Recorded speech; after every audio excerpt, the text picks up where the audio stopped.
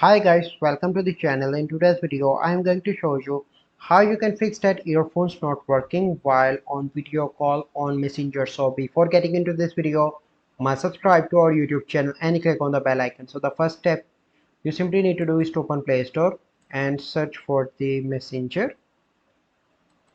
And you need to update your Messenger application. As you can see, my Messenger is up to date. Then you simply need to go back and open your smartphone settings and go into the app management and go into the app list, and here you need to search for the Messenger. Here you need to click on storage and cache, and the first step you need to clear cache, and after that you need to clear storage, and after that you need to turn off your smartphone and turn on again and log in into your account on Messenger and make a video call, and after that your issue will be resolved. So I hope you find this video helpful.